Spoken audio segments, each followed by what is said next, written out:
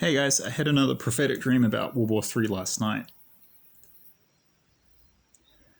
I was shown Vladimir Putin standing at a podium, smiling broadly, raising his fist in the air, and then just cheering. And then I saw there were individuals, but I got the sense it was weird. It was like a combination. There was a whole bunch of individual people, and each represented one country. And mostly they had brown skin. So, I mean, not that it matters what color your skin is, but that gives you an idea of what parts of the world they are from. Black, brown skin. A lot of them you could tell were from Central Asia, a lot of Islamic countries, some from Africa I could see, but a lot that I saw, the ones I saw that were most prominent were Muslims, and from just like Arab, I guess the Islamic countries in Central Asia and in the Middle East, maybe some in Southeast Asia, but yeah, I knew there were the strongest, most prominent of these men representing these countries were Muslim. But I could feel the energy of thousands and millions and hundreds of millions of people behind them. And as Vladimir Putin raised his fist, I saw these men, you could just hear this roaring and this cheering, and they raised their hands, and they had AK-47s and all these weapons in them. And then I saw this gulch. I think that's what Americans call it. Like in New Zealand, we would call it a gully. And it had these bars over it, and I could see all these hundreds of dead NATO soldiers, and some of them were nasty. Some of them were skeletons. Some of them were partly decomposed. And Vladimir Putin, as I've seen him in my other dreams, was just very calm, cool, and confident. And the Holy Spirit downloaded me as to the meaning of the stream towards the end of it. Then today, when I was meditating, I got the finer details explaining what this meant. So basically what the Holy Spirit was showing me last night is that in World War III, Russia will lead many, many countries against the West, and they're going to be kind of like a battering ram. If you've seen the second Lord of the Rings film, The Two Towers, there's that classic scene at Helm's Deep. I'll see if I can find a link to that scene or parts of that scene as video clips on YouTube, and if I can, I'll put them in the description box below. And if, in any case, I'll put a link to the Wikipedia article about the film. Most of you know what I'm talking about, let's be real. But that film was actually shot close to, that scene was actually shot close to where I grew up, on the west side of Lower Hutt Valley. That's part of the Greater Wellington City, at the southern end of New Zealand's North Island. I actually had an uncle who worked on that film. Apparently it was a really, really rough set. There was some injuries. It was grueling it was difficult to film. A little bit of personal context and tie into the dream. But yeah, I'm using this analogy in that film. You see the Uruk-hai led by Saruman, who's a wizard, but he becomes fallen and kind of evil, and he creates his own orcs, which are called the Uruk-hai.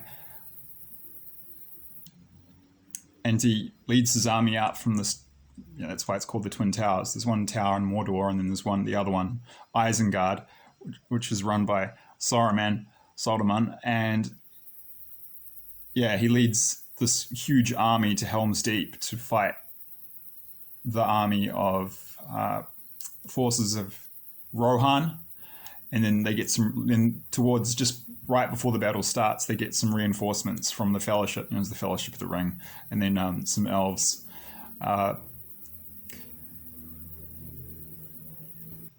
And this is a good analogy, because if we look at that battle, the whole battle, you see at the end the quote-unquote good guys. I'm not actually taking sides in that respect in this war. I'm trying to remain neutral. So I'm not saying we, the West, are the good guys, but this is a good analogy, because initially we get completely destroyed, but in the end we win. And that's what happens in this battle. Like, from the perspective of the protagonists, the Fellowship of the Ring, Aragorn Frodo, Gimli, Legolas. Initially, it's a catastrophe. So, and the key point in the battle where everything goes really bad is when they break the orcs, the Uruk-hai, they break through this castle wall, they breach the gate. They blow it up in the movie. It's actually a great scene. So the sense I got basically is that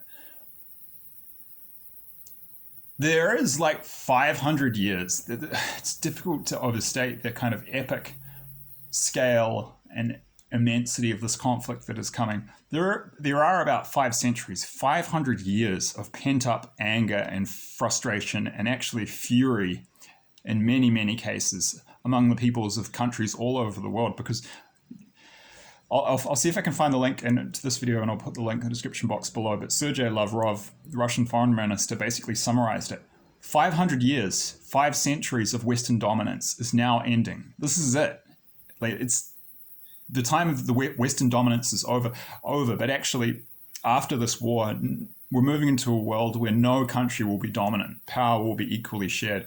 We're actually moving into a more peaceful and enlightened world, believe it or not, after World War III. The future looks really, really good after, in the future decades. We are moving into a much better world. The transition is just going to be chaotic and absolutely brutal if you're in the wrong place at the wrong time. But yeah, as Jan de Villiers says on his blog, war is the ultimate sport and all countries keep score. Doesn't matter if 200 or 300 years have passed, the pain and anger and resentment are still simmering away there in the collective unconscious of many nations.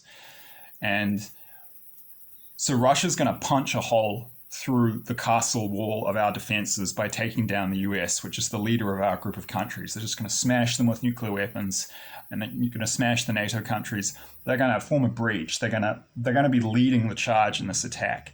And then what basically the symbolism of all these men from all these other countries holding up AK-47s and cheering, and it was a mixture of elation and just excitement. And it's the feeling, if I could describe it, was F-U-C-K, yeah. It's payback time, mother F. I won't say the words because I try not to use profanity here, except in rare circumstances where it's warranted. That it was a vulgar, aggressive feeling of just pent-up rage and fury, that like a cauldron of lava that's about to pour upon the West. And that's what's going to happen.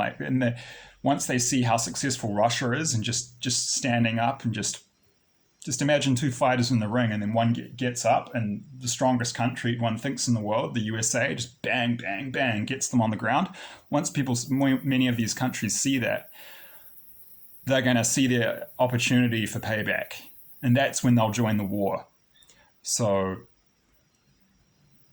many countries will join in small groups the side of the Axis as the war progresses and as they see the success of the Axis side. But Russia's going to be leading it all. And that's what I got shown. Even China, ultimately Russia is leading the Axis side. Even China will be they're working with Russia, but ultimately it's being led by Russia and Putin. That's what I got shown. He's kind of at the capstone. And Brian de Avila, who calls himself the man from Modesto, who has a channel called No Jesus, No Peace. He had a dream a prophetic dream from God about World War III, where he was shown the same thing, where he was shown other countries joining the attack on the US in groups of 2 or 3. And he was shown mostly they were Islamic countries, and same thing. He got shown the same thing. They kind of got their courage up once they saw that the US was weakened and down, and it's smaller countries that are weaker militarily now have their opportunity to settle old scores. So, yeah, and then it's just going to be brutal.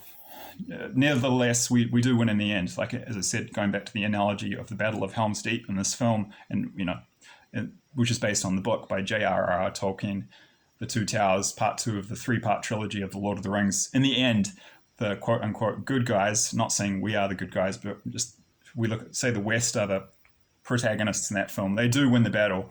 There's a huge force of cavalry from Rohan that come in at the end and charge down the hill, led by Gandalf, and then they just, annihilate all the forces that have, they've almost completely finished them off at that point. So at the last moment, just when it seems like everything, all hope is lost, it gets turned around, and that's going to happen in World War III. I mean, they're going to take down the US. The US is going to be under occupation. Somehow, at some point, however, that will be turned around. And then we'll kick everyone out of our countries and then just get ready. And then it's payback time for us. And we'll be going to their countries to invade. And, and the war ends with, we're invading Russia and China. That's what I've been shown. And I've been shown more details of that I haven't yet shared on this channel. But yeah, I believe that dream is from God. I believe it's prophetic. Thank you for your time. Please refer to the disclaimer in the description box below if you have not already done so. And I'm actually quite proud to be European, and I don't think the West has anything to... The West shouldn't hate itself. And the game of empire, to be clear, is played by all countries globally, independent, regardless of skin color, race, or culture. As I've said in other videos, Russia and China will be much more brutal than we've ever been. Jan de Villiers was showing that too. The Russians will be far more aggressive than the US ever was. So it's not like white man bad.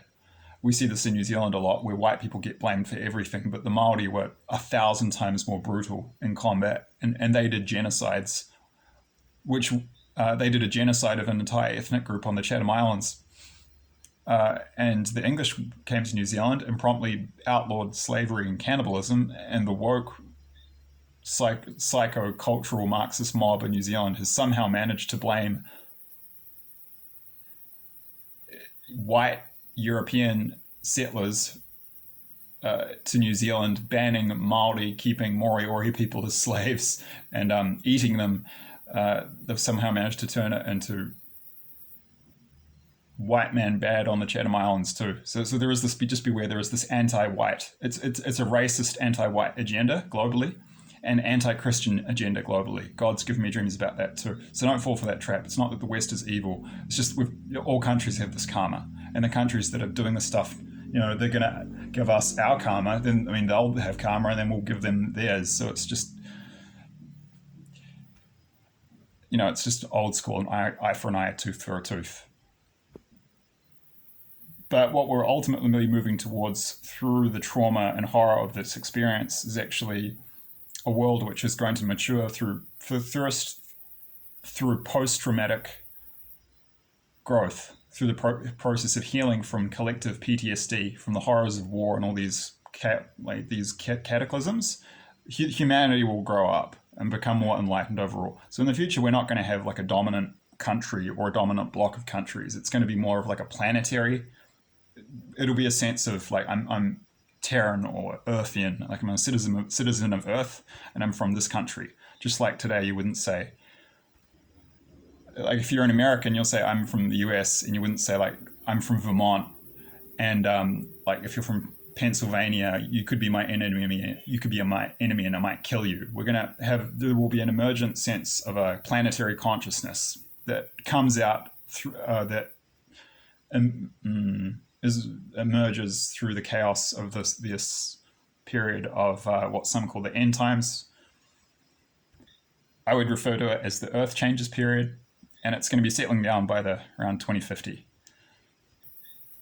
So, yes, the West has done a lot of bad things, and that is true, and that's absolutely true. But it's also true that if on balance, the West is a lot more enlightened. And European civilization has given the world so much. So don't get on that anti-white racism, anti-Christian bandwagon that's propagated by cultural Marxists, because that's lies and BS too. It's just how karma works. And or as you Christians would put it, as you sow, so shall you reap. God did give me a dream over a year ago explaining how quote unquote karma works, and I'll put a link to that in the description box below. But this is basically the clash of civilizations that was hypothesized by some experts in geopolitics, and international relations, I think in the 80s or 90s. I'll see if I can find the link to the paper about that and put it in the description box below. Yeah, World War III, it's also important to point out, will be in many ways the West versus the rest. And it will be very much a clash of civilizations in many ways. So have a look at that paper if you're interested. I think the full paper's online. If it's not, I'll link you to a page which gives you information as to where you can find it.